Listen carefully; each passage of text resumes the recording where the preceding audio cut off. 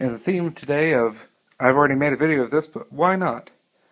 This is my Zenith Circle of Sound 360 console, tabletop convertible with a rolling storage cart, AM/FM, micro touch 2-gram changer.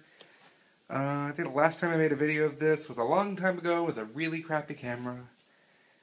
Well, hopefully this isn't a really crappy camera too, but the changer was clunking because of a bad idler wheel. I found another idler wheel. That's pretty much all I've done is put a new idler wheel in it and a new stylus.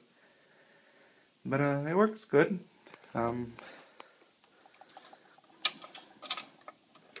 What's this? Oh, I know what that is. Its changer actually works. This is a Rayconic record.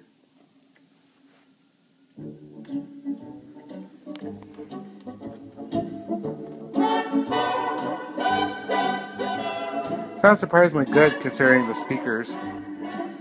But the Zenith Circles of Sound were usually good sounding systems. At least the alarm clocks were wonderful sounding. There's all the other stuff there. Mono or stereo. All the little controls. Although it has two dials, they both controlled by the same dial.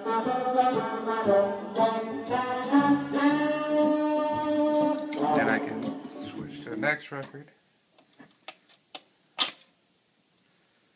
I like how it stops to clean the needle. Oh, that's right. It has an adjustment problem with the arm here. But that's how that works. Tape it off. Tape input. Nothing's hooked to it. AM.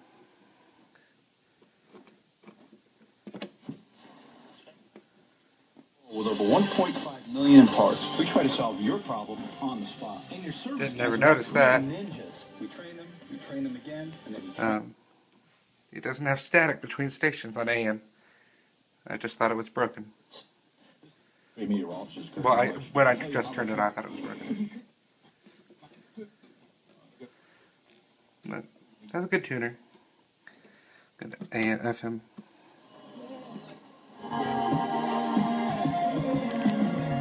Stereo.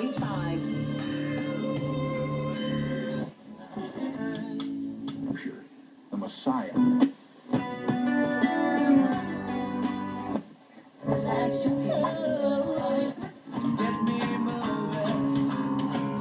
That's a surprisingly good job on FM.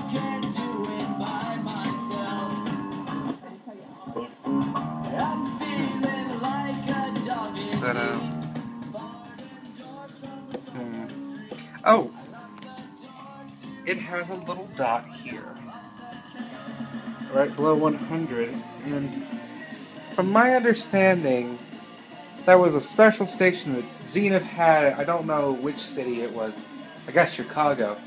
And that was just there so you could go straight to their channel. From what I understand, I'm probably wrong. I'm just remembering this just because I saw the dot. But that's that. And this has been this.